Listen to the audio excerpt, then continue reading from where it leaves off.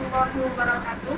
Baik teman-teman, di sini kami akan mewawancarai salah satu tokoh Nahdlatul Ulama. Di sini kami akan mengupas lebih jelas tentang apa sejarah Nahdlatul Ulama dan juga budaya apa yang digunakan di organisasi Islam Nahdlatul Ulama. Untuk itu, saksikan video selanjutnya. Waalaikumsalam warahmatullahi wabarakatuh. Jadi Pak, kami perkenalkan dari kelompok 2 di Matkul Kebudayaan Islam Internasional. Jadi kami ada tugas menanyakan kepada pengurus NU untuk tentang budaya NU, Bapak. Ya. Ini sekarang dengan Bapak siapa dan di pengurusan sebagai apa, Bapak? Saya Wirahadi Kusuma di PWNU sebagai Wakil Sekretaris PWNU Pengurus Wilayah. Ya. Oke Bapak, langsung saja Bapak. Ya. Ini kami mau bertanya mengenai kapan dulu berdirinya organisasi Nahdlatul Ulama ini. Nahdlatul Ulama ini memang berdiri secara hijriyah itu sudah satu abad. Tepatnya kalau untuk hijriyah ya.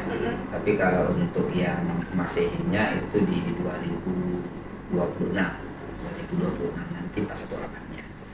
Dia berdiri 31 Januari 1926. 31 Januari artinya sekarang itu sudah, kalau hitungan masehinya itu pas 97 tahun. Tapi kalau untuk hijriyahnya sudah satu abad. Ya, ada 100 tahun. Lagi banyak. Ya. Jadi ini Bapak, sekali lagi bagaimana ini struktur di NU di Bengkulu itu siapa dari atas sampai mungkin inti-intinya? Ya. Pengurus NU itu secara nasional bahkan internasional, kalau di pusat itu namanya pengurus besar Nahdlatul Ulama PBNU, dan itulah yang menjadi cikal bakal, dan kalau bahasa para pendiri NU itu yang sangat nasionalis itu ya hanya nasionalis religius itu ya NU itu, P itu Pancasila, misalnya sampai diplesetkan begitu gitu kan. AB itu Bhinneka Tunggal Ika, itu NKRI misalnya kan, bahkan itu Undang-Undang Dasar sampai begitu. Kenapa disebut PBNU? Itu untuk tingkat pusat, tapi untuk tingkat nasional, internasional namanya pengurus cabang internasional. Itu sudah beberapa 10 negara sudah juga ada. Nah kalau untuk wilayah namanya pengurus wilayah, kan ada cabang, kemudian ada anggotanya wakil cabang, apa itu majelis wakil cabang sampai ke tingkat RT gitu kan. Nah kalau untuk pengurus wilayah yang ditanyakan ini, itu paling tidak ada 3 istilah yang dipakai di NU itu. Yang paling tinggi itu disebut dengan mustasar. Mustasar itu pembina. Kalau di Bengkulu ini antara lain pembinanya itu misalnya mantan rektor Pak Profesor Judin, kemudian Pak Ridwan Razi, kemudian Prof rektor sebelum ini UNIP itu Pak Profesor lupa itu, kemudian termasuk misalnya ada Pak Sobri, itu semua jajaran, termasuk Pak Junedi Hamzah, itu jajaran pembina gitu ya. Kemudian itu disebut dengan mustasar. Kemudian ada lagi namanya syuriah. Syuriah itu ulamanya NU. Ulama NU itu disebut dengan syuriah. Nah, syuriah itu ada 3 komponen: Rois syuriah, kemudian dan wakil-wakilnya, kemudian ada lagi katib sekretarisnya syuriah, ada pembantunya disebut dengan akhwat. Nah, jadi 3 ini. Nah kalau syuriahnya, ketuanya itu Rois syuriahnya Prof. Rahimin itu sebagai Rois syuriah. Jadi ulamanya tertingginya sebenarnya adalah di syuriah. Kemudian katibnya itu sekretaris syuriah itu Pak Rizkan Rahman, mantan ketua senat kita kan. Kemudian akhwatnya itu banyak, termasuk beberapa Pak Profesor Muhammad Lubis dan seterusnya. Kemudian ada lagi yang disebut dengan tanfiziyah. Tanfiziyah itu pelaksana. Kalau syuriahnya ulamanya yang memang merumuskan hukum-hukum dan seterusnya. Kemudian kalau tanfiziyah itu pelaksana. Pelaksananya itu ketuanya itulah Pak Prof. Zulkarnain Dali, yang sekarang rektor, sebagai ketua, sekretarisnya Pak Prof. Zubaidi, wakil rektor 2 sekarang, ya kan? Itu apa itu jajaran tanfiziyah. Ada wakil ketua, ada wakil sekretaris, ada bendahara. Nah itu komponen-komponen. Cuma banyak sekali Banom itu badan otonom. Badan otonom banyak sekali. Badan otonomnya itu ada yang usia, ada yang berdasarkan profesi. Lembaganya saja itu 18. Lembaga yang di bawah mereka itu ada lembaga ekonomi, ada lembaga zakat, Lazis NU, ada lembaga wakafnya, ada lembaga masjidnya, ada lembaga pesantrennya. Kalau lembaga pesantrennya ketuanya Pak Dr. Ahmad Ramdhani. Kemudian ada lagi lembaga penanggulangan bencana, banyak itu sampai 18. Ada lagi Banom, badan otonom itu yang menaungi berdasarkan usia. Misalnya usia pelajar namanya Ikatan Pelajar NU. Kalau yang putri adalah ini Ikatan Pelajar Putri NU. Ada lagi naik lagi tingkat mahasiswa atau ada PMI. Ada lagi tingkat berarti PMI masuk NU ya? Iya, Banom. Dia bagian daripada Banom itu dan dijadikan oleh NU. Kemudian masuk lagi jajaran pemuda. Kalau pemuda itu ya BP Ansor, tentaranya itu Bansel. Kemudian kalau putrinya, pemudinya itu yang sudah di atas 25 tahun itu namanya Fatayat. Fatayat NU. Kalau istilahnya tentara putrinya itu Garfa, Garda Fatayat. Naik lagi itu karena usia ya, berdasarkan usia, karena Fatayat Ansor itu maksimal usianya 45. Ada lagi yang berdasarkan usia itu di atas 45 itu adalah NU. Artinya di atas 45 itu sudah tidak lagi Ansor, sudah tidak lagi Fatayat kalau putrinya, sehingga sudah harus muslimat. Kalau muslimat berarti perempuan dewasa NU. Kalau NU itu biasanya rata-rata di kepengurusannya itu adalah itu sudah di usia di atas itu, kira-kira itu berdasarkan usia. Ada lagi yang berdasarkan profesi. Ada yang disebut dengan Jamiatul Qur'an wal Hufaz, itu isinya para hafiz, para qori, para seniman, itu masukkan ke Jamiatul Qur'an wal Hufaz. Kemudian ada lagi ini apa itu kategorinya itu Pergunu, Persatuan Guru NU, itu kan profesi. Ada lagi profesi nelayan, itu profesi. Ada lagi Torikoh Jatman, itu kan ini apa itu profesi juga. Artinya semua orang yang masuk kategori itu, dan juga banyak itu Bandung itu banyak. Itu terkait dengan struktur ya. Mungkin ya Bapak, Ya. banyak sekali kita tahu. Ini sebagai pemuda kan nggak tahu. Ya. Karena belum masuk ke NU. Terus ada ini Pak pertanyaannya, apa sih tujuan dari NU atau misi yang ingin dikejar oleh NU? Sebelum ke misi, saya kira ini hubungannya dengan latar belakang. Latar belakang karena NU itu didirikan berangkat dari masalah keagamaan. Pertama misalnya pada tahun 1924 itu ada keinginan kelompok Wahabi yang ada di Arab Saudi itu ingin membumi hanguskan semua jejak-jejak sejarah termasuk makam Rasulullah. Jadi NU sebagai apa itu belum berdiri NU waktu itu, jadi sebagai komite Hijaz dibentuklah Kiai Haji Hasbullah itu untuk negosiasi. Negosiasi yang pertama, semua mazhab yang 4 itu boleh hidup di Arab Saudi, harusnya begitu. Tapi ternyata tidak diakui. Yang hanya satu-satunya disepakati itu adalah makam Rasulullah itu tidak dihancurkan.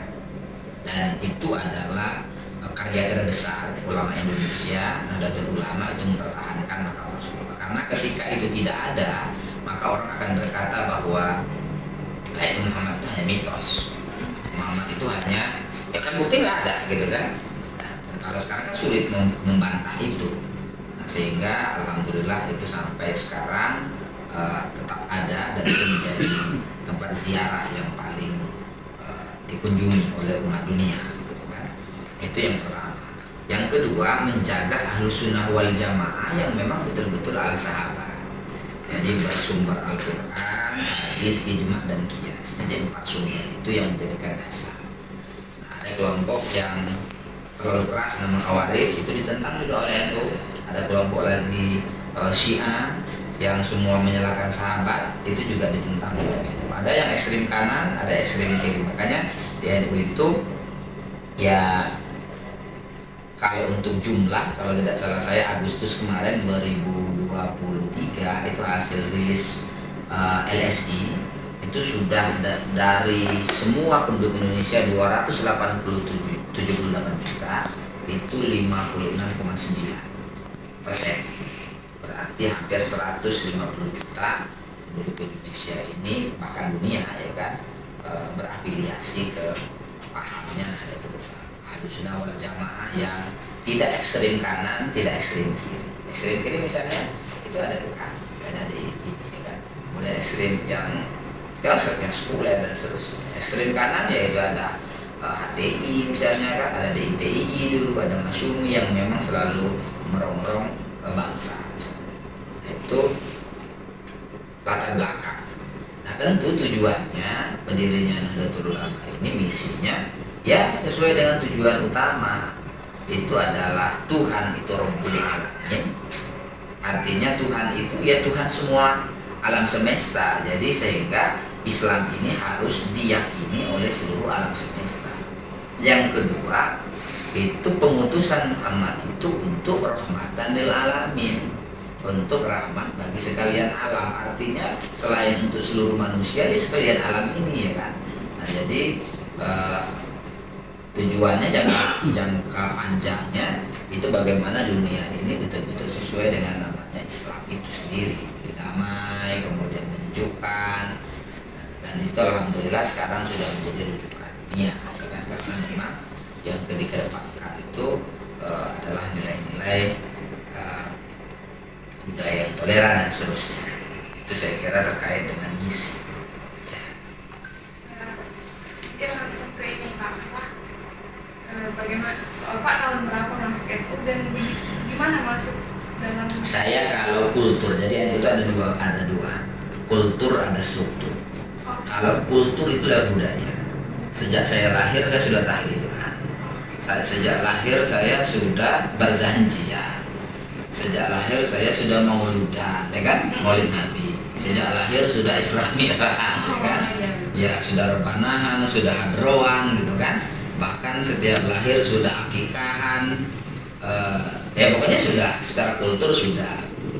Kemudian dikuatkan di pesantren. Jadi ketika kita masuk pesantren itu juga ternyata boleh jadi masih kultur juga kan, masih kultur.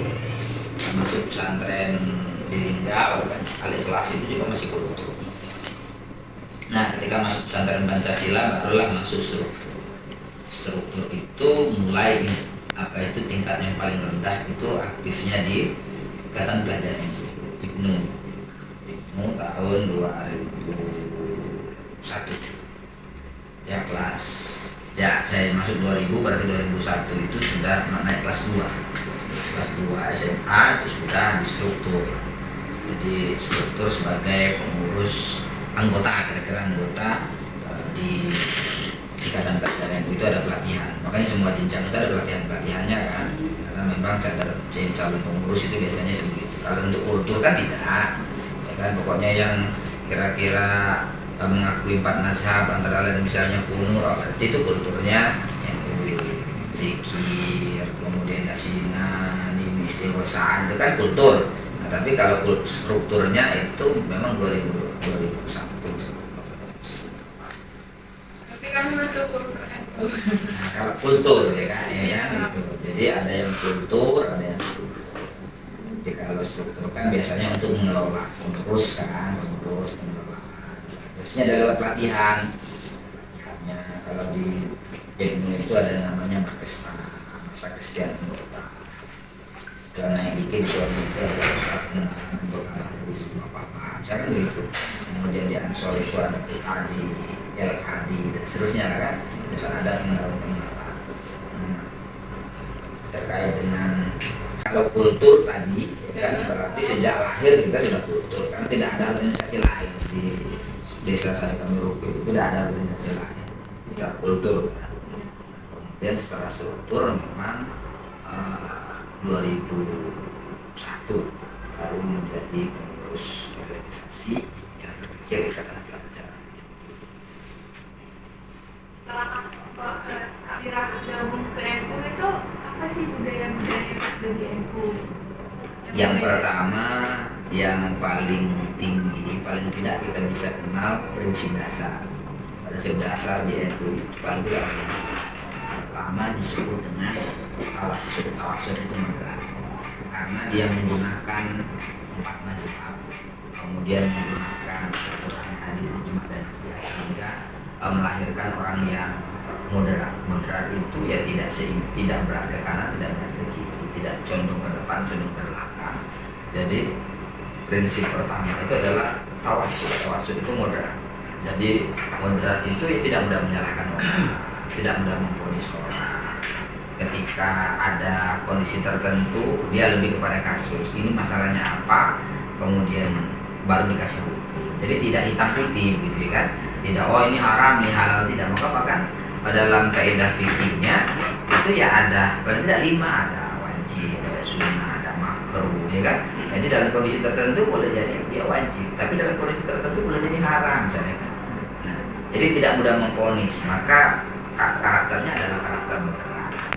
Yang kedua itu adalah tawazun. Tawazun itu seimbang.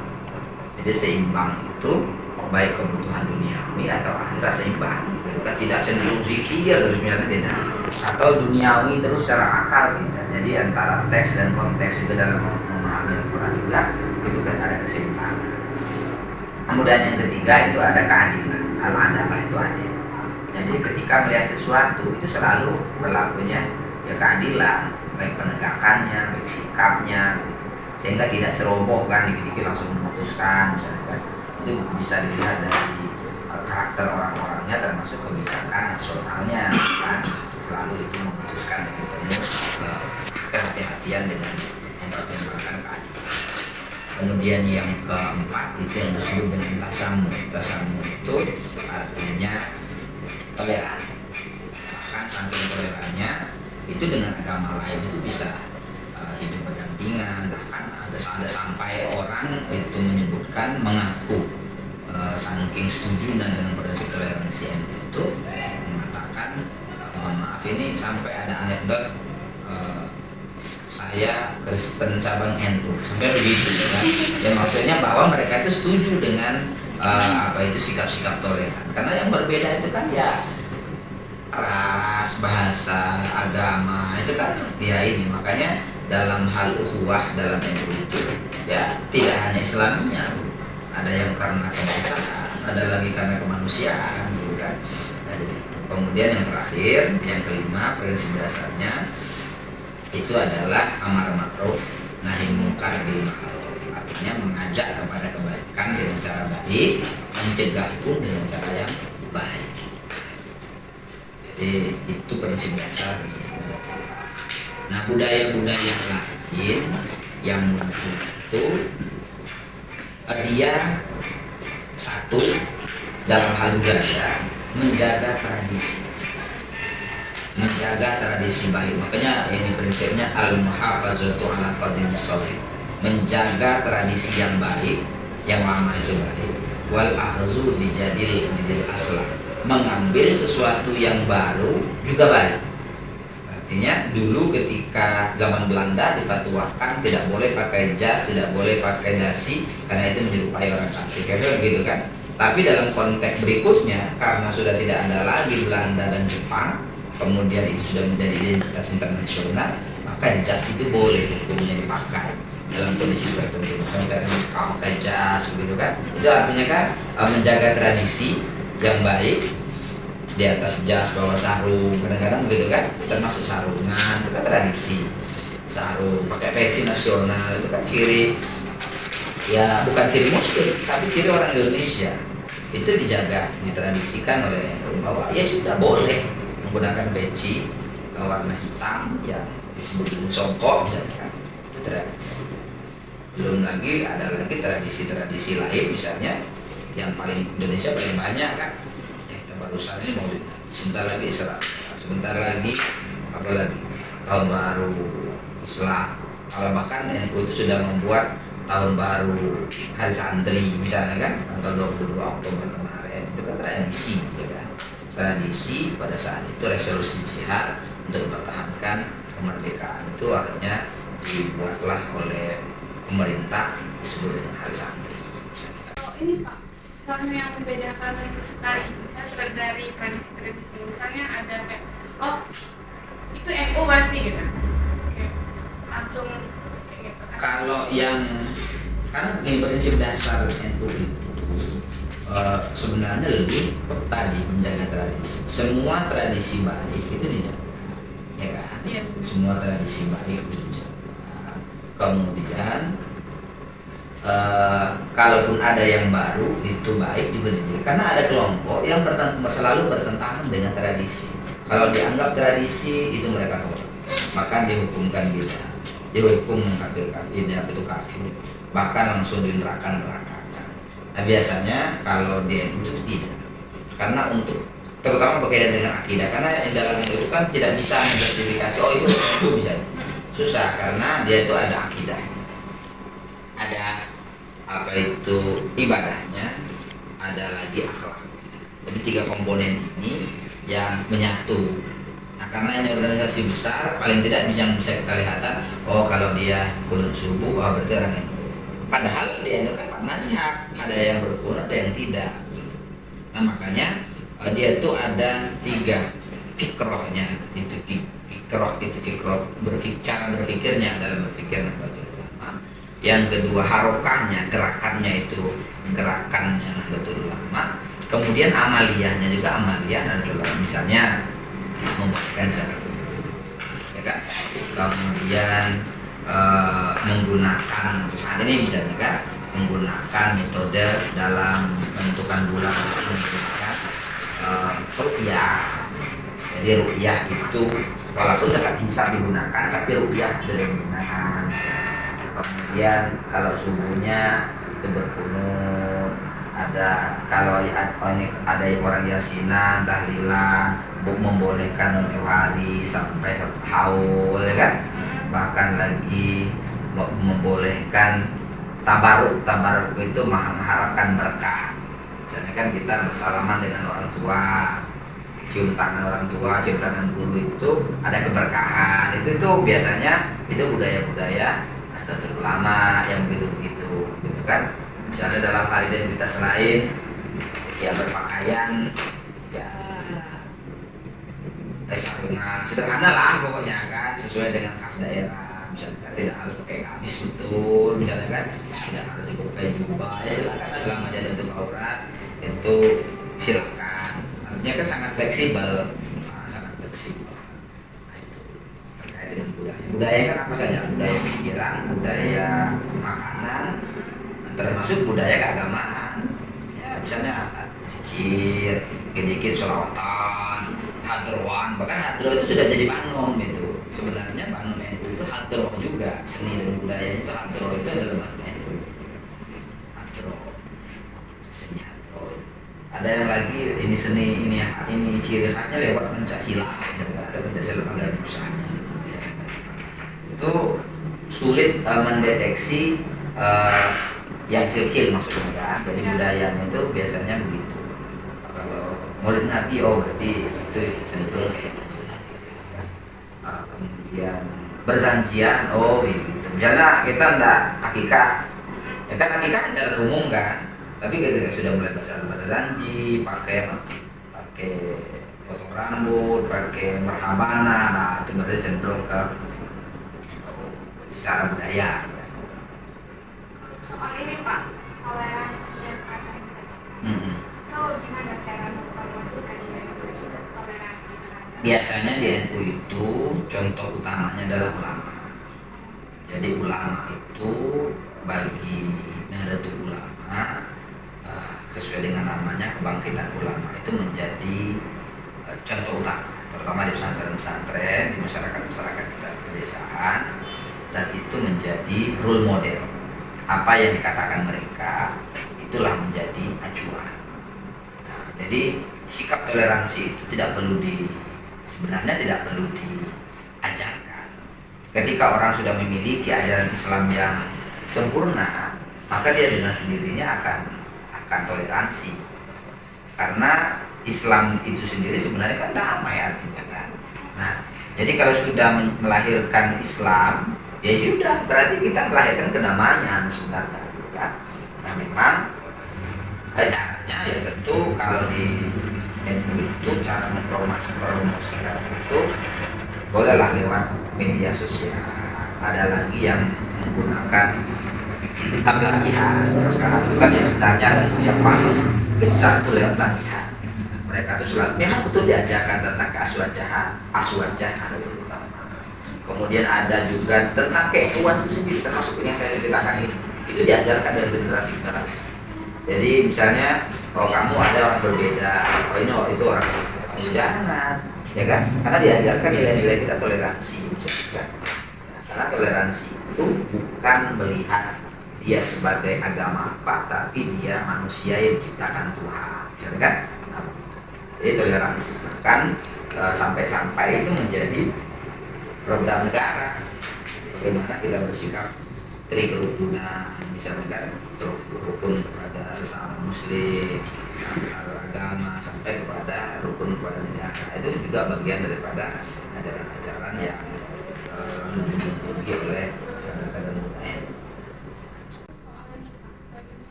Misalnya isu sosial bagi Nahdlatul Ulama itu selalu setiap tahun itu adanya. Kalau di Jakarta itu namanya Munas Alim Ulama, selalu dibahas. Misalnya ada masalah apa, termasuk kemarin Rempang, kan isu sosial kan, itu langsung munaskan musyawarah Alim Ulama bagaimana hukum mengambil tanah yang sudah lama terlantar.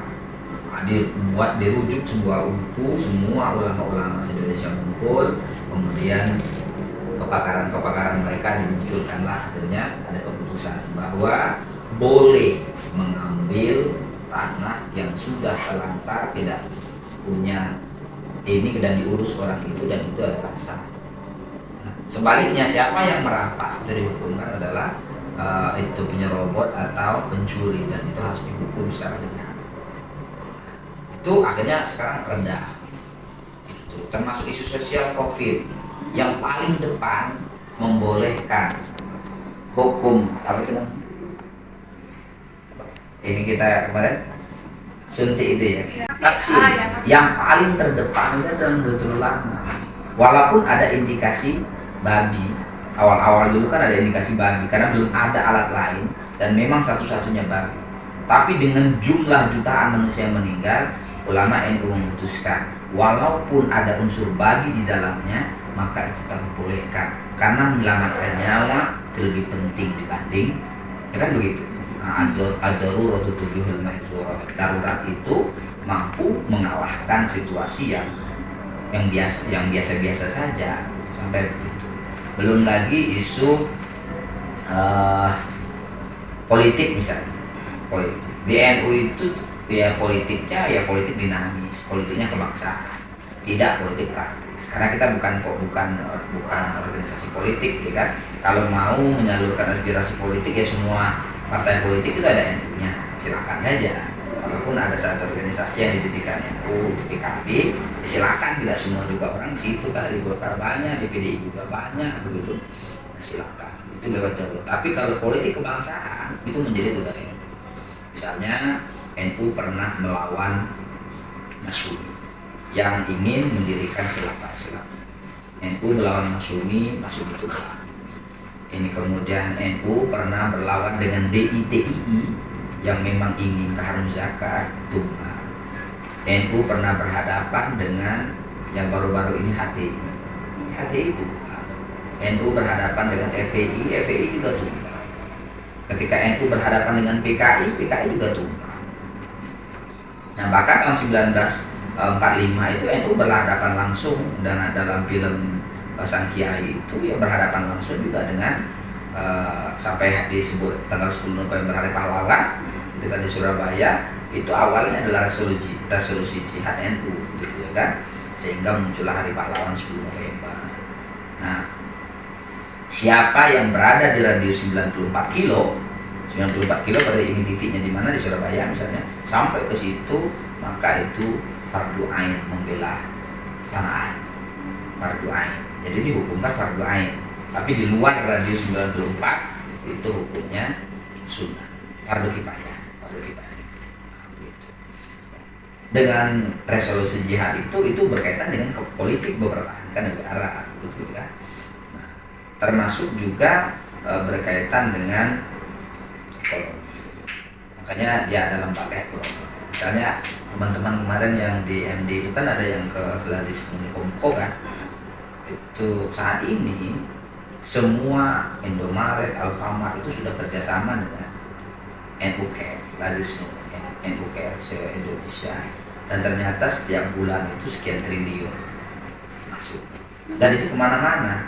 Ada yang ke pesantren, ada yang termasuk yang sekarang sedang digulirkan itu bantuan ke Palestina misalkan, isu politik.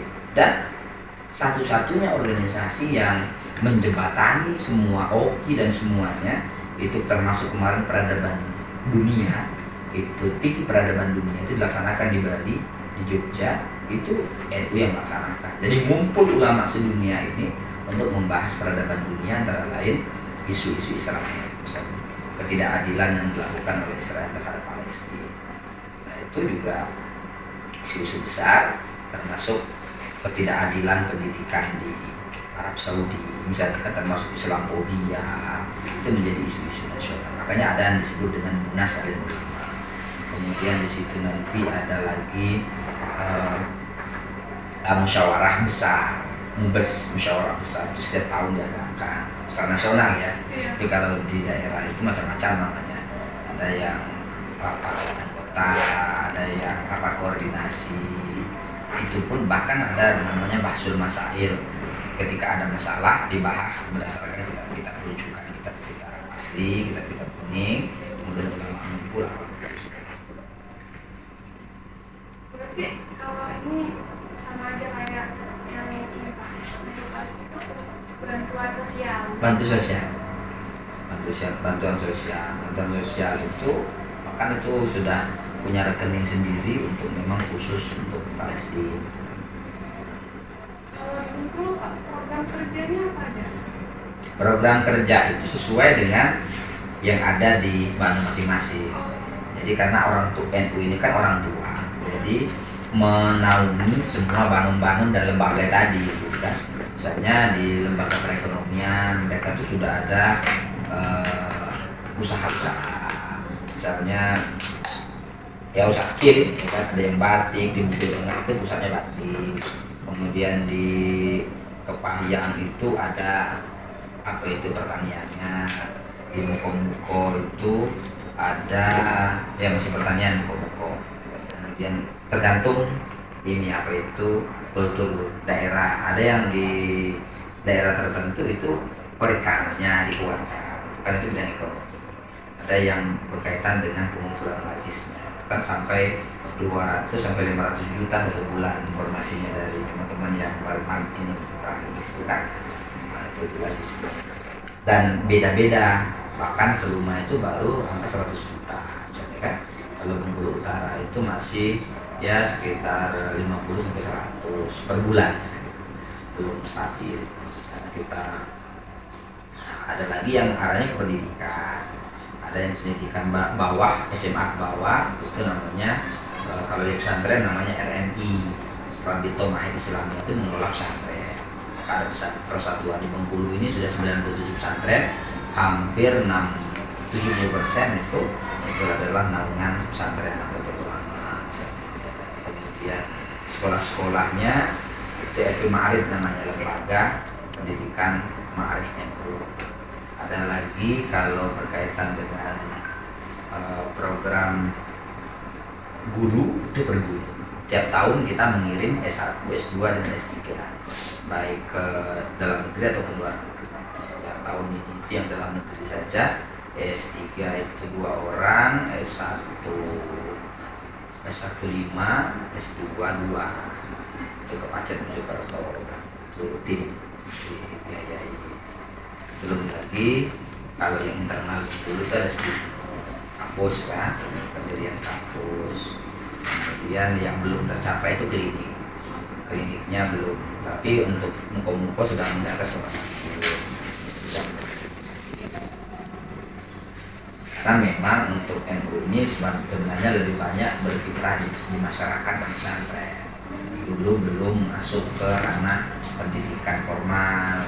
Nah, cuma karena tuntutan reformasi, maka mendirikanlah kampus. Kampus sekarang itu hampir 400-an sekarang, sudah 400-an kampus. Walaupun belum besar-besar, tapi sudah memberikan ruang itu kan kampus. Saya kira itu yang ini sebenarnya pendidikan, dakwah, dan sosial sih sebenarnya itu. Yang kesehatan itu belum jalan. Kesehatan belum jalan. Terakhir nih Pak, Ya. mungkin pesan dan pesan Bapak sebagai kader NU. Ke siapa? Ya, untuk adik-adik sekalian sebagai generasi muda, saya kira organisasi itu penting. Kenapa? Karena akan mengubah pola pikir, akan mengubah sikap, bahkan akan mengubah perilaku kita. Karena ketika kita hanya melihat sementara mereka berbuat, ya kan? Lewat organisasinya lebih besar manfaat dibanding hanya perilaku individu. Bayangkan, misalnya saya banyak melakukan kebaikan, saya orang kaya, tapi tidak terorganisir, maka kekuatannya tidak akan kuat, ya kan? Ketika saya mati ya habis. Tapi ketika organisasi, kita mati banyak, tumbuh 1000, gitu kan? Kaderisasinya banyak, ini banyak. Dan kalaupun kita berhadapan, ya Allah kita bawa organisasi. Kenapa harus ada HMPS? Organisasi, ya kan? Kenapa Anda tidak bawa kelas masing-masing? Nggak kuat kelas itu. Kenapa harus ada BEM? Ya kan? Karena organisasi. Kenapa harus ada RT? Karena organisasi. Nah, kalau itu semua punya modal, tapi berorganisasi lewat ormas itu lebih nikmat lagi. Karena kita bekerja betul-betul karena kebutuhan. Kadang-kadang ya tidak ada upah kan, kita dapat bahkan mengeluarkan uang begitu kan, dan itulah satu kenikmatan yang luar biasa. Misalnya saya keliling Bengkulu, itu pakai dana sendiri, keliling. Ketika saya diundang oleh orang bukan karena NU, itu saya selalu dibayar. Gubernur mengundang, bupati mengundang, atau masyarakat yang paling kecil lah, menjadi Stalin mengundang. Itu kan tidak berbayar, ya kan? Ya pengajar sekarang paling tidak 200-300 ribu sekali. Tapi ketika saya turun atas nama NU, boleh jadi saya nyumbang ke lembaga itu juga. Ya kan? Kita tidak menjadi peminta. Mohon maaf. Ketika orang isi di situ, mindset sudah ada. Oh, berarti dapat sekian berlari. Tapi ketika saya berangkat ke mana-mana, jangan ini kan rutin. Barusan ini pelatihan yang rutin di Ansor dengan Pak Tayak di Danang Batu 80 orang supervisi. Saya materi, kemudian saya juga masih duit ke mereka, gitu kan? Nah, saya bayangkan, ya harusnya kan saya dapat begitu. Yeah. Tapi dengan lewat ini itu belajar berjuang. Karena kita satu kok untuk mengembangkan Islam rahmatan lil alamin yang tidak menyalahkan orang lain, misalnya kan, itu kan lebih besar. Dan itu menjadi jariah. Saya kira itu yang lebih penting, tidak hanya bertugas untuk mencari atau berharap, tapi harusnya menjadi pemberi. Kira-kira belajar dari organisasi itu. Ada juga begitu kan? Ya, tapi ya kalau yang niatnya memang untuk berharap dan meminta itu akan capek, ya kan? Capek, lemes, ya kan? Ya, kerja itu terus yang dikerjakan, yang kerja itu aja, misalnya kan? Itu capek. Tapi kalau kita di organisasi sosial kemasyarakatan itu kan latihan keikhlasan itu lebih tinggi dibanding organisasi seperti ini. Kita jadi tajur ini ya dapat gaji, ya kan, melayani kalian seperti yang digaji oleh negara, gitu kan.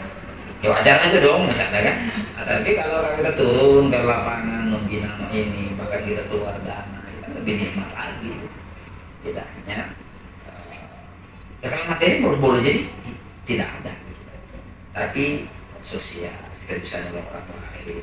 Ada yang memang tidak sama sekali tidak bisa sholat, ada yang dari preman, itu kan asal banyak sekali itu, yang dari tatoan, dari ini, dari gelandangan, dari pemabuk, tiba-tiba berubah menjadi orang yang mau konsisten bertahan dengan kalimat la ilaha illallah, itu luar biasa. Dengan ada yang pengakuan mereka, kenapa kamu masuk itu udah umur 60 kemarin, kok kamu masuk itu? Enggak Pak, saya mau belajar agama. Lah memang di tempat lain enggak? Saya akan ingin menstatuskan syaratnya maksudnya saya ketika belajar di sini saya diakui santri dan itu berarti silsilah sanad saya nyambung sampai begitu loh gitu. Ya Allah tuh harusnya nggak usah lagi gitu kan, tapi masih karena memang organisasi itu melahirkan seperti itu. Oke.